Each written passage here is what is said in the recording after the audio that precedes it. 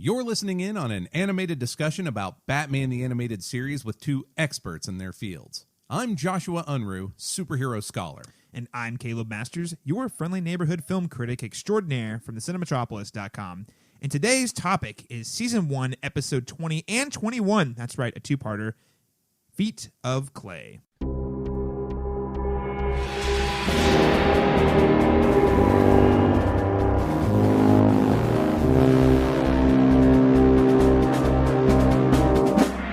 Joshua, I always get excited about these two-parters because usually that means it's a big deal. Like, it's a big story, right? Right, yes. And I had a hard time remembering this one when I was looking back at it. I was like, it's Clayface. He's a cool villain. And it's a two-parter. Okay, so it must have been a bigger deal than I remember. And then we watched the episode, and I was like, oh, no, I don't think it was. It's 50% a big deal. Yeah, 50%. Yeah. Everything I remembered about these two episodes that made me want us to talk about them was basically in the second episode. Yes, correct. That's correct. The only thing I remembered, the only thing I really recalled about this episode at all was the ending, where he's in the computer room smashing it, and I was like, that's a great moment. Great ending. You have to struggle through a first episode that's a little bit lackluster. None of that is in part one, like not remotely. So yes, we're going to talk about a two-part episode that really has about one episode's worth of good content. Too much for one and too little for two. Yeah, exactly. But it didn't have to be that way. No, it was, they overcomplicated it because there is a lot of setup for a lot of plot threads in part one that don't really amount to much of anything in part two. Right. Like they're interesting. They are. But then nothing interesting is done with them, right. And that's kind of a problem. Right. Or they wrap it all up in like a really quick 15-second scene. You're like, why did you go to all this effort? Why do that? I do want to hit the title card right quick because, as always, now in this case, the music is different, but the music being different is not quite as huge a deal as it was for Two-Face. The title card itself remains the same. The music changes, but the second music feels more like it's just a continuation of the idea from the first one. It's not as big a change, which makes sense, right? Two-Face was doing two different things. This is one that is, again, not as inspired. It's almost like, well, what else would you do? But there's some touches. So it's your joy and sorrow theatrical masks. Although, note, they are pretty obviously made from clay. Yes. Like they're kind of porous, a little bit crumbly. Yep. You can tell those things are made from clay, which contrasts nicely with the Punish name. Oh, yes. I mean, one thing I'm learning about Batman the Animated Series was I forgot how many puns were incorporated throughout this entire series. And like Mr. Freeze in the movie Batman and Robin, having all the ice puns makes way more sense in retrospect now, because I was like, man, they throw puns in wherever they can. So that's the bit with the clay is kind of fun. Let's not forgive Schumacher too much, because I'm not forgiving him. I'm just saying the connection is a lot. It's there. Yeah, it's very Batman 66. That was a big deal. Let's play up the gimmicks of these villains. I do feel like they generally land better in BTAS than you do in your Schumacher ones. Like the so Schumacher much better. ones are just beating you over the head. Whereas here, now, in our next episode, after Clayface, we will talk more about one where you may think they overdo it. Yes. We'll talk about that. Yes. But here, really the only pun I think we get is in the title, which is good, and it's feet of clay, which we all know is your metaphor for somebody's weakness. But the feat is spelled F-E-A-T, as though a feat of strength or a feat of daring do. Exactly. It's fun wordplay. It's excellent wordplay because you start out with kind of a swashbuckling actor type who winds up having powers related to clay. I'm belaboring the point, but it's pretty good. It's pretty clever. The title and the title card, I think, are both do a good job at setting the tone for what this episode's going for. It's fascinating to me because I was researching this, and I actually want to pick your brain a little bit about the history of Clayface as a character, because it's a villain I don't know nearly as much about. But I will say, looking at the show's history, it's weird because, again, I remember this being a great episode, and doing some research, apparently Bruce Timm and Paul Dini thought it was great because they were like, man, this is such a great episode and it works standalone. We don't even want to use Clayface again, which they eventually do. But that was how reportedly how pleased they were that they were like, we don't want to ruin this character by giving him a second episode. I'm pretty sure that what they're remembering is the second episode of the thing, because it really is that good. And they're just ignoring the fact that the first one doesn't exactly land. Clayface is or I should say Clayfaces, because the deal is there are several. Yeah. And the one from Batman the Animated Series is actually a combination of the first two. Oh, interesting. The original Clayface in the 60s was Boris Karloff, who is a movie actor who one of the horror films that he starred in is getting a remake, and he's not invited back to have anything to do with it. And he dresses up as one of his horror movie villains, the Clayface, to start murdering people responsible for the remake. So he doesn't actually have any superpowers. He is, able to disguise himself, and he does have a costume, and he makes these plans, but that's pretty much it. That's his deal. He is an actor who puts on a costume Right. to do murders. But you have Matt Hagen. Yeah, hold on. Tell me a little bit more about Matt Hagen. So this is, you're saying this is a combination of two characters. Yes. So he's actually kind of original somewhat to this Batman animated series. So there's a TV tropes phrase that I really like that makes a lot of sense for these media that are based on other comic books. That idea is continuity distillation. So you have all of this stuff that has accumulated over the years, all this continuity, and you want to make a new story out of it, but bits of this make more sense with bits of that, and so you just distill it down to this new story. And so the idea that you have this actor who has a very tragic backstory is Boris Karloff, but you want to do more interesting visual things, which is the shape-shifting and I'm actually made out of clay, which is Matt Hagen. So Matt Hagen is just a criminal who finds a pool of radioactive protoplasm, because that's the thing that happens in superhero comics. You just stumble on this stuff. And it makes him able to shapeshift and do these kind of stretchy things and make yourself look like other people and make your hands into blades and, Terminator 2 stuff. Dun, dun, dun, dun, dun. I have to ask you, was T2 an impact on the Clayface character? It seems like it. He probably for the show, but not for the comic books. Both Boris Karloff being in the 60s and Matt Hagen was mid-70s were way before Terminator 2. Okay, right. Of course. But definitely for the show. You have Clayface turning his hand into a big metal thing. Yeah, big knife. He could just make a sharp blade that looks like clay, but no, it looks like a pokey hand, and then it looks like a hammer. And so I think absolutely that had to be on the minds of the animators. Well, because I definitely got that vibe specifically in part 2. Whenever there's that big fight where it seems like he's going through his toolkit of different thing, weird shapes. I'm like this is kind of T-1000 vibe here. Well, and he just got done pretending to be a policeman in a hospital. In a hospital. Yeah, I doubt all of that is on purpose, but you can't help but go, hey, I see one. I like this. I can draw this thing together. Was there a scene in Terminator 2 where he jumps off of something high and splats into a puddle? Don't think so. He does jump from high places. He does jump onto a truck, and he turns his arms into can opener sort of things that pry things open. Okay, well, good for them, because that Clayface jumping off something high and turning into a puddle was gross and horrifying. So disgusting. I gotta say, this grossed me out way more than I expected it to, especially when he started forming crab arms and stuff. Yes. I was like, ugh. Well, goosebumps. It's worth saying, to wrap up the comic book characters, that there are a few other Clayfaces. Some of them have sort of acidic touches that melt things into clay, and they've actually all teamed up into a thing called the Mud Pack because the 90s were a mess. And for your historical purposes, our Batman the Animated Series Clayface is basically the backstory of Boris Karloff to an extent. Okay. Mixed with the powers of Matt Hagen, and then given an extra dose of pathos. Because Boris Karloff is basically just jealous and upset that he didn't get to be a part of this thing, whereas actor Matt Hagen in the cartoon, his life is ruined. Right. Okay, I think this is I want to go ahead and we're already on the character beat. Yeah. So I want to talk about Clayface, then we can talk about this. Actually introduces a couple of other new characters. It does. But first let's go ahead and just continue talking a little bit more about Matt Hagen. The thing about Batman the Animated Series that it does so well usually is that it makes me sympathize with the villains. Mm-hmm. I don't really sympathize with him at all. Even at the only moment is the very end, whenever he's getting his big glorious death scene. Yeah. Where I was like, it did remind me of Terminator 2, whenever there was all the constant shape shifting and I felt pity for him, but I never really liked him, because at the end of the day, he got himself in this mess. He got in a car wreck, which was tragic, but he actually could have gotten plastic surgery. But he's like, no. This guy offered me a faster solution. So it wasn't even like it wasn't even like the guy, dad had approached him with the only way to solve his problem. It was the faster way. And he's a movie actor with fame, and he has aspirations, but he's kind of a narcissist. So I mean, it was weird, because I was waiting for that moment to be like, okay, now I get to the core of what makes him a sad human, and I never really felt like that clicked for me.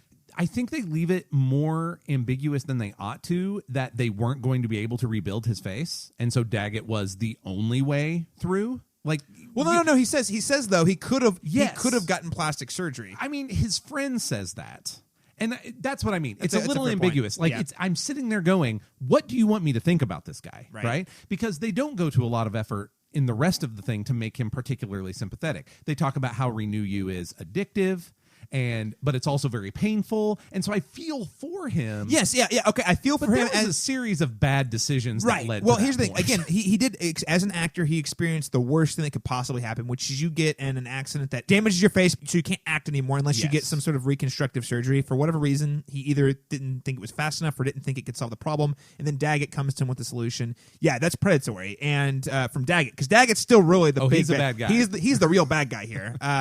And so yes, I sympathize with them from that perspective. Hey man, you've got a problem that it's a life altering thing you're facing, and then this wealthy guy says, "Hey, I can solve your problem if you just do me some favors," sort of thing. And of course, it's an addictive, and Daggett knows that. He knows it's an addictive substance that will not last, but he's able to like feed him breadcrumbs and just keep string him along, which is pretty evil. So I feel from him for that perspective, but like usually with a lot of these characters, you can like boil them down and find that one human element thing. You're like, oh, this is it. It never quite clicked for me with him. No, I think that's fair. Probably it's wise of them to not make every single sympathetic character so sympathetic, right? Like we understand that Harvey Dent is battling his own inner demons and losing. And we understand that Mr. Freeze had something terrible happen to him and his wife that left him ostensibly bereft of emotion and also literally separated from other people. And both of those things put them in places where it's like, this turn to villainy is not as much their fault as it is Hagen's. Right. Hagen made a series of bad decisions that led to the place where he was. Right. And I do think it actually works better if he's a bit of a narcissist who refused to take the time or the pain of a series of surgeries, and then there's a bit of a comeuppance when, oh, by the way, it's super addictive and it's still going to hurt a lot. Right. Yeah, I think he works better as somewhat sympathetic, but not nearly as sympathetic as some of that's a fair point. Not everyone has to have this huge tragic backstory. It's a fair point. It just was interesting because normally I have that heel turn, and you're like, oh man, I feel for you now, and it didn't work. Again, that's not a criticism. It just was surprising to me. It's different, right? And it actually calls back to the Man-Bat episode, right? Yeah. Because Kirk Langstrom talks about the Man-Bat briefly as though it's a different thing that lives inside of him and it's the thing doing the work, but they don't really explore it. And we don't really know why he started the process. It just clearly got out of his control. But you do get the feeling that he was not entirely ethical and then it got out of his control. Right, and so here we are back at Matt Hagen, where he makes some decisions that are his to make, right? Allowing yourself to be a medical experiment, this is your choice. Right. Hey, heads up, that may not work out. Right. And then you double down on it, and you double down. Look, Daggett's a bad guy. No, Hagen does break into Daggett's place. He goes to the place where bad things can happen. And he disguises himself as Bruce Wayne and pretends that he's probably he's probably done it to dozens of other people we don't know about. Right. I mean, there's definitely insinuation that Daggett has been using him in similar fashions to greater and lesser degrees. And we just are only talking about this one because it's the one that's germane to this plot. And I use the phrase germane to this plot in a very loose manner because it's only sort of germane.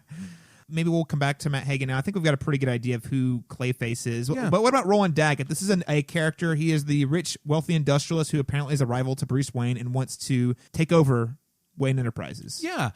He is original to Batman the Animated Series. It's interesting that this story idea of you're a rich superhero and your company's being bought out from under you is a thing that has cropped up for Iron Man several times over his history, and it's not as big a deal for Batman. In fact, I cannot summon a storyline to my memory where it was a huge deal. It was a subplot, like it was a thing that went off on the side during Grant Morrison's big Bat opus, but it's also a subplot that gets solved by Robin. Right.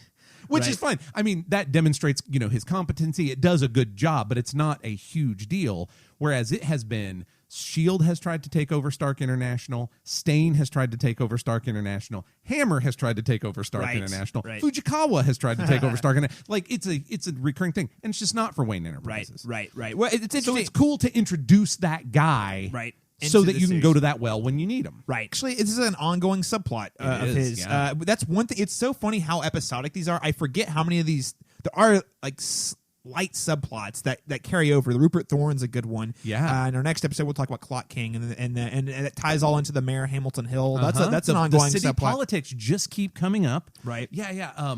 I'm glad they didn't bring back the guy from GothCorp from the Mr. Freeze episode. Right. Because I feel like it's really important that guy have gotten his comeuppance. Right. But yeah, let's introduce a guy. We're going to see Daggett again in an episode we talk about in Appointment in Crime Alley, where he is, my God, even worse. Yeah. He is just awful. It's nice to see someone who is also not just a rival of Batman, but he's also Bruce Wayne's rival. You know, and it adds an extra layer of complexity there. He's actually the opposite number villain to Bruce Wayne. Right. Batman is the one who winds up stopping him most of the time, but his actual flavor of villainy is much more bad guy Bruce Wayne than it is bad guy Batman. So he's great. He's great. He's voiced by Ed Asner, who is an actor. Man, I looked at this guy's IMDb. This guy has done just hundreds of voice acting, screen acting. He's been all over the place. I am very old, and I remember Ed Asner on TV, or at least in syndication. And he also voices Granny Goodness and later DC Animated Universe's stuff. A totally different voice, of course, but that was a fun one. And another fun fact about Roland Daggett is, if you have seen the Christopher Nolan Batman movies, there is a character renamed John Daggett who does a very similar thing. Yeah. He teams up with Bane and gives Bane all the money and resources to sabotage the city so that he can buy out Wayne Enterprises in that film. Yeah. Of course, we know it didn't work out for him, but he is a character that has had a second life on the screen. Well, and it's interesting that this isn't a well that has been gone to in the comic books, considering how long Batman's been around. Wayne Enterprises and the Wayne Foundation are basically means to a plot end. Like, they explain how Batman is able to do the things that he does and how Bruce Wayne is a good person in the daylight too. Right. But they don't become plot points in and of themselves most of the time. It's just surprising that that's never been a thing in the comics, and it is one of those, well, if it doesn't exist, we'll just have to invent it kind of situations for BTAS. Right. Yeah, it's great.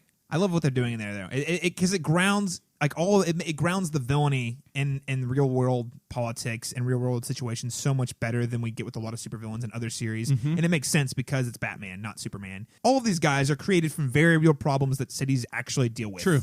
And I think it serves as a greater commentary on society as well, and I think that's very applicable today still.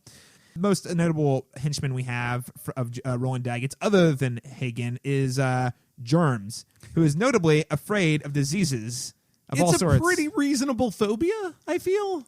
Yes, I know people in real life who are like this. I might work with some of them, but hey, this is not germane for BTAS, honestly. But there has been a giant story in the Batman comics called Contagion, and after that, I could forgive this guy everything. Because it's literally a plague set loose on Gotham. Oh my God. Don't live in Gotham. Yeah, just really don't live in Gotham. It's a rough place to live, apparently. And then we also have, notably, this was a fun fact I didn't realize, first appearance from Lucius Fox. I watched the episode and assumed that he had been in an earlier episode based on how he's utilized.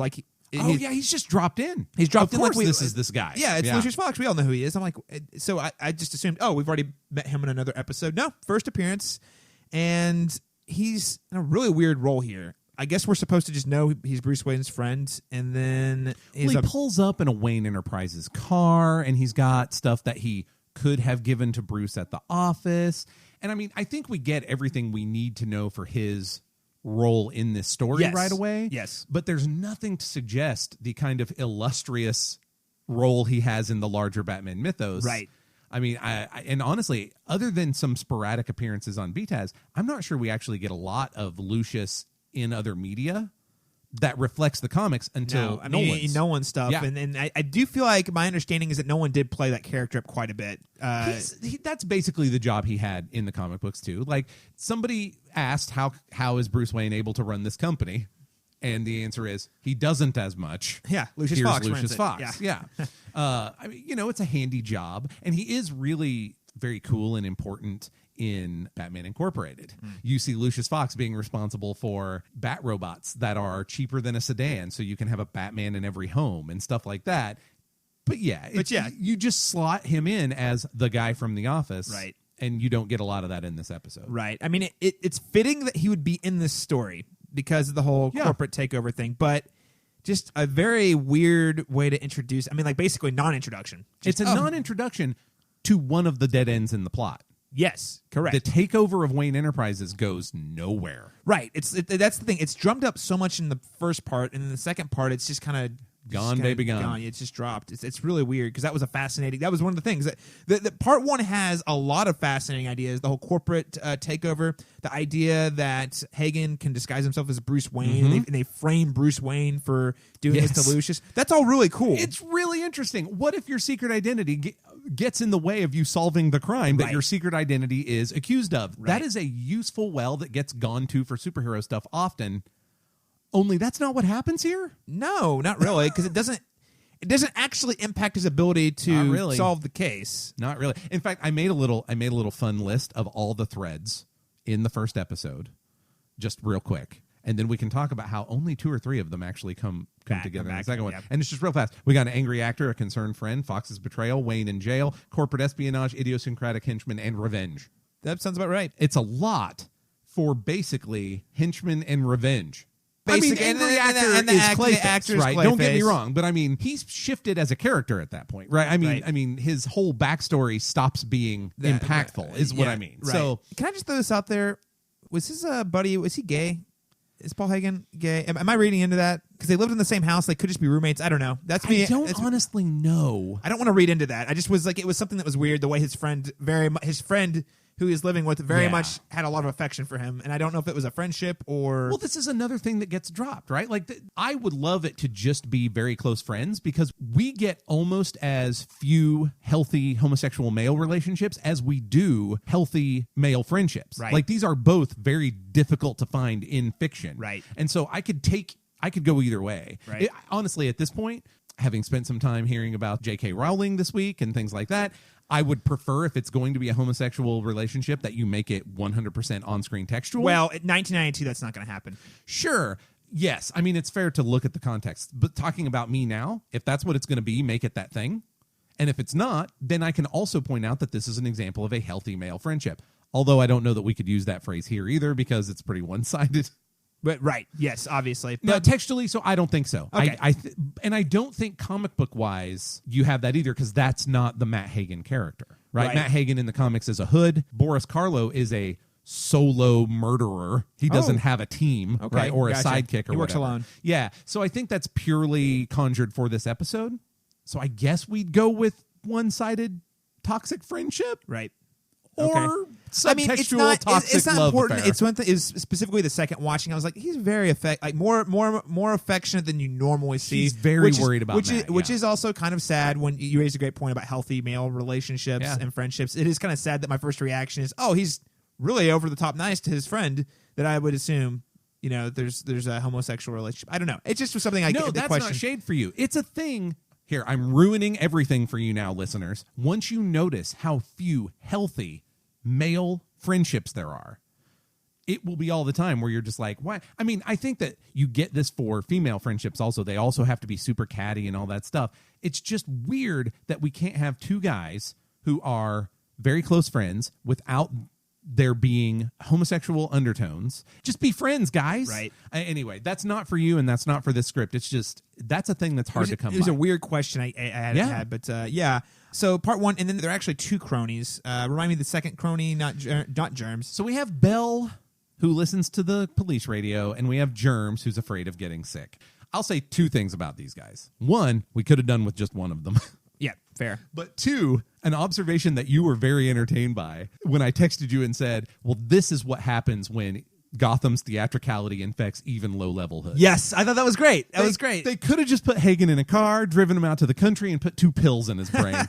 But instead, we have to have an ironic comeuppance, right, and dump this renew you formula on him until he overdoses, right, and turns into a monster. I mean, clearly they didn't plan for the monster thing, but it's just like, guys, you have guns, right? Make this simple, right? Theatrics, nope, it's Gotham. Theatrics, you've got to make it. You've got to make it really showy and flashy. I guess. Listen, crime in Gotham is like a Phil Spector song. Everything's louder than everything else. Oh my god. Yes, but so there was one thing kind of moving more into the story, breaking down the story. We've already talked about all the subplots, but one thing, a sequence in particular that I thought was entertaining but did kind of slow the pacing down, was there was this entire Batwing sequence where Batman is chasing... Is Bell. That's where Bell comes in, that's right? where Bell comes in. I actually thought it was really cool because I like how the style, at least from a style perspective, they kind of like treat the Batwing like he's Jaws. It's like the na na, and then like he just gets closer, and he's like, "Wait, is that behind me?" And then all of a sudden, it's like right behind him, and then he like pitchforks his car. Yes. Okay. Yes, that is great, and I like the idea of like your super silent bat-shaped jet. Yes, being a surprisingly subtle, terrifying thing. Right. Yeah, that's great. That stuff is great. I thought it was super fun. And then, we get to see him interrogate this guy up in the sky. And then the guy faints. And then, like, his reaction, he's like, fainted. He was just so upset that his interrogation failed and the guy fainted. And then the cops show up and wreck it all anyway. Yeah, I know. Well, it's typical Gotham PD. City's job. Yeah. So what you are alluding to is that I think that sequence is a giant waste of time. And I stand by that. It's very pretty, and there are some aspects of it that are interesting. That the Jaws theme for the Batwing would have been great, but it goes on for 5 actual minutes out of 22 minutes, and they get nothing out of it. Like, there is nothing that moves the plot forward after those 5 minutes, and that just seems problematic to me because I was super bored in the first episode. Right. It is a weird thing. It's a cool sequence that doesn't quite fit. I mean, I'm a fan of it because I think it's just the whole thing was really entertaining. But to your point, the episode's already overstuffed, and part 1 is already overstuffed. So while I think it's great, and I'm not upset about it, it does just complicate the already overly complicated plot because you have less time to devote to any one of those subplots. I think the fascinating thing I can say about this 2-parter is you can actually skip the first part. Basically, yeah. You really can. I think you could. You go into the second one, they redo Bruce Wayne getting walked out of jail. Clayface has no explanation if you don't see the first episode, but you very quickly realize he's going to go get revenge on Daggett, and you're like, okay, I can hit the ground running on this. Right. Considering how tightly BTAS normally puts its stories together, it is startling to me that I can say to you, you can probably skip part 1. Yeah. Just skip it. Yeah, it's just so strange because usually, again, like I said at the top of the episode, whenever you see the part 1, part 2, you're like, oh, this is like a big story. It's a big deal. Yeah. And Clayface is a character I appreciate, but has never seen like the big deal. Yeah. So when I saw part 1 and part 2, I was like, man, they're going to be doing something really special with this character I must have forgotten about. And no, it just feels like kind of sloppy writing. Yeah. So here's the thing I found out that I found really interesting about the writing credits on this. Mm-hmm. So you have 2 people who are responsible for the story on this, Marv Wolfman and Michael Reeves. Comic book fans listening to this probably know who Marv Wolfman is. For context, he's the writer on Teen Titans when Teen Titans was selling like X-Men. Nice. Big deal. Big deal, okay? He wrote the teleplay for the first episode, and Reeves wrote the teleplay for the second episode. Now, I love Marv Wolfman. That man knows how to write a comic book. I think maybe he just wasn't sure how to fill the time in the teleplay because when Reeves takes over for the second part, it's just all a much tighter package. Right. Yeah. Totally. That's my guess. I mean, I'm not in the room, but that's my guess. I think it's a very notable observation. I mean, with all those subplots they introduced, God, it felt like it could have been a 3 or 4-parter. Like, absolutely. You know what I mean? Like with all those big, because those are all pretty big deals, which would feel more appropriate for like a 3 or 4 issue limited series. You know, that would click a lot better. But not for TV. Not for TV. And I'd really like to have seen the 2-parter that was just about Bruce Wayne being accused of crimes, without all the rest of it, right? Or I mean, I guess something that made more Clayface would still have to be tied in there, stuff, right? Yeah. But that's a huge subplot, right? Now moving to another interrogation scene with the other villain is the Germs. So good. That was so funny. Okay, the whole thing was great because he's a germaphobe, and Batman lures him into this closet where it's like deadly disease, seawater, and like I was like, oh my god, it's so on the nose. So that was really funny, and it's funny like. Normally, the way this guy is reacting, he's freaking out so much. You'd think the guy's being held at gunpoint. Yeah, but it's germs. I mean, this is Batman's deal, and he'll do it to a lesser extent to Clayface here. But he also did it, with the box of coins to Two-Face. I will use the pathology of my criminals against them. Right. I mean, so I love all that stuff. Yeah. And they did telegraph this. Like, Germs was really upset that Daggett was making him go to the hospital to kill somebody. Right. Because all the this diseases. is set up very well. Oh, yeah. Very great setup. And it was a super fun scene. Just all around, I was laughing. I also loved the way he just kept punching the wall. And it's like, oh, it's going to tilt. You know, it's just good stuff. It's legitimately intimidating because he is not only threatening you with Crimson Fever, but this is a big man in a bat costume punching the wall so hard that everything shakes. Yes. I mean, yeah, listen, Crimson Fever and then the beating. I'm inclined to tell you what you would like to know, sir. You know? Right. And then it turns out to be a trick. It's not Crimson Fever at all. No. It's seawater. Seawater. So good. It's very good. Yeah. I would love to have seen that instead of the Batwing thing, and let's save the Batwing for another episode where that interrogation actually produced something that moved the plot along.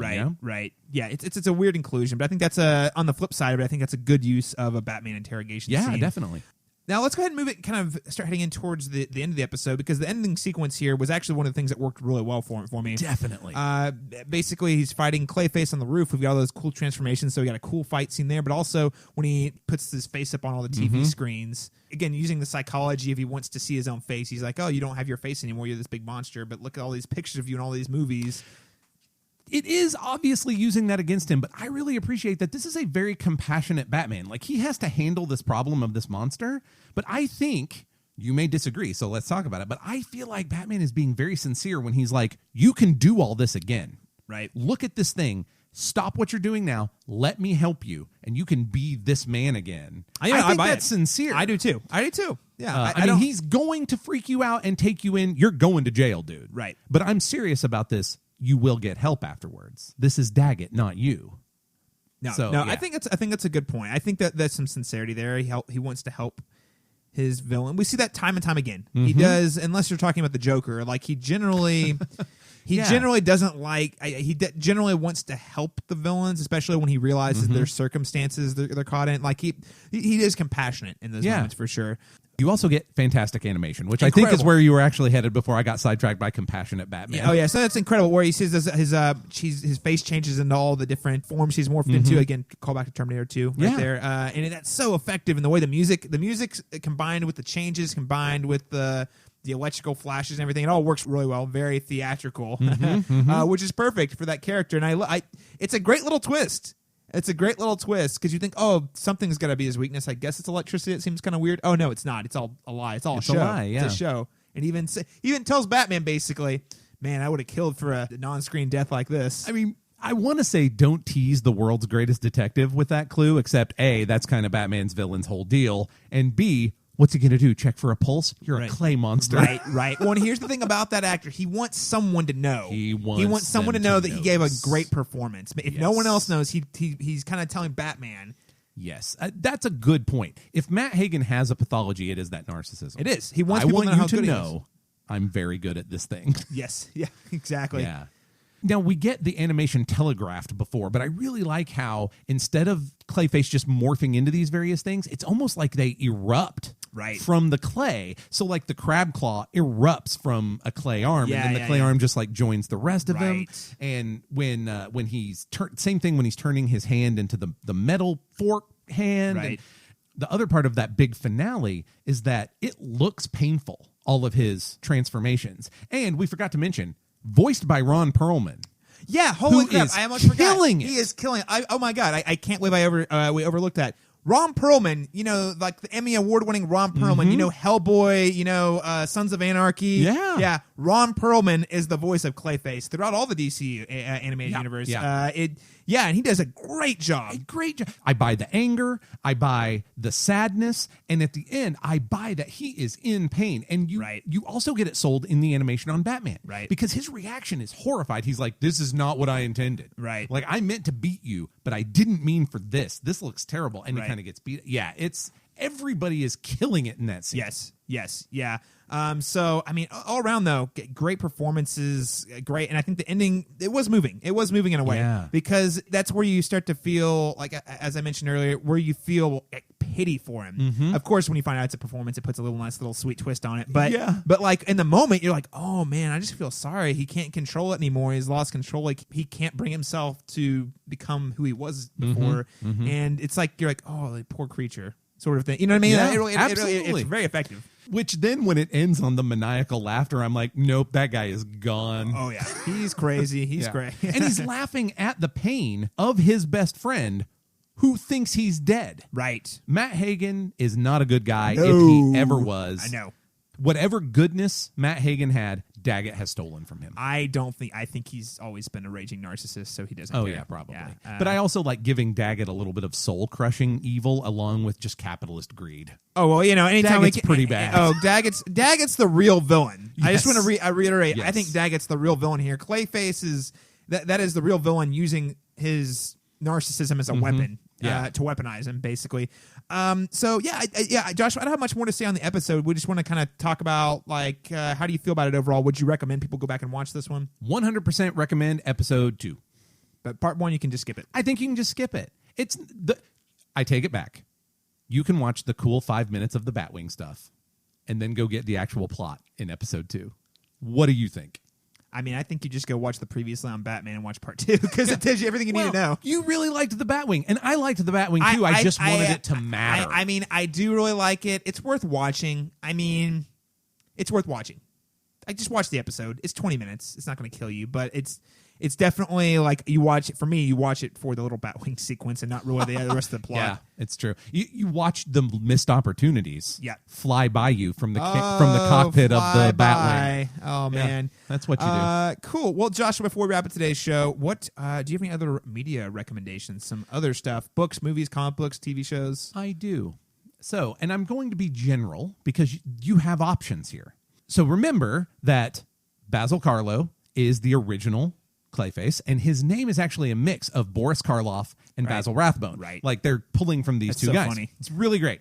This makes me think that thing I must suggest is Phantom of the Opera. Ooh. But you have options, right? Because you've got a lot of different versions of Phantom of the Opera that you can go pick out. So I'm not going to narrow it down for you. You've got different things you can watch to get there. But I think that you have that, like the performer who is disfigured and then puts on a somewhat villainous, I mean, depending on how you want to read Phantom of the Opera. He's not a great guy, but he's a product of a villainous system. He's product of a villainous system, scarred, goes underground. I think that's close enough to Clayface to call it good. Yeah. What about yourself? Oh man, well, there's a lot of options. I'm not going to recommend T2 because we've already talked about it a bunch. So, but I did want to throw out another classic '80s film, John Carpenter's The Thing. Oh yeah. For all the weird transformation stuff, it kind of it hits on that weird sort of like that really weird era of sci-fi we were in, where all the body morphing, and it actually ties back to our Man-Bat conversation. Genetics, mutations, and stuff was the hot thing for a while. And I think that's a good one to pair with. And also, just because Ron Perlman's also in the episode, you got to say Hellboy. And also, definitely Hellboy 2, The Golden Army. It's incredible. Great film. Hey, I'm going to throw one more Ron Perlman suggestion in there. Oh. Why not? I mean, he's not the star of The Thing, but I will convince people to watch Pacific Rim anytime. Yes. And Hannibal Chow is pretty great. Hannibal Chow is my favorite character in that movie. A movie full of characters I like a lot. Yes, he is so funny. Oh my God. Where's my blankety blank shoe? Yeah.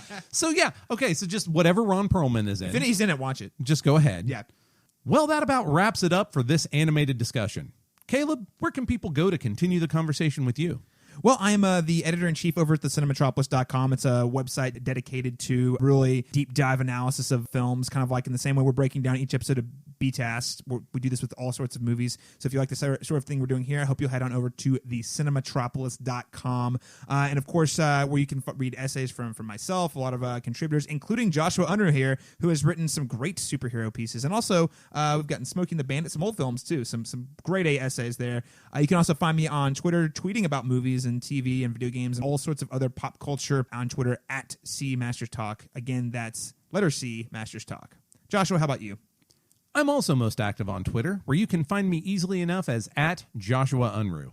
I'm happy to field any superhero questions you might have, and who knows, it might even become a podcast unto itself. I'll also keep you in the loop on any fiction, articles, podcasts, or diatribes that I cast out into the world, including my work at the Cinematropolis and for Pulp Diction Productions and Press. Well, Joshua, I'm really excited about our next episode and hope our listeners will be on time to listen to us for our next episode of Season 1 of Batman the Animated Series, Clock King. Until next time, we'll see you back here. Same bat time, same bat channel.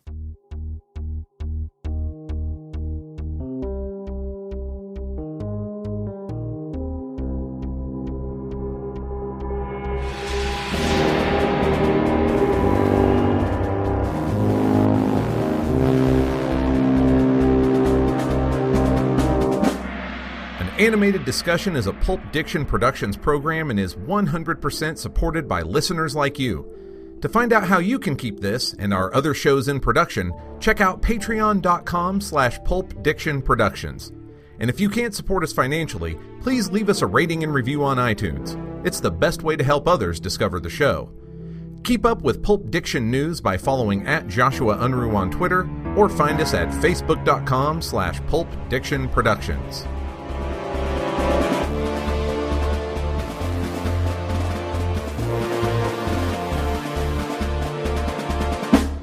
And a special thanks to Vinnie Hogan for our original theme music.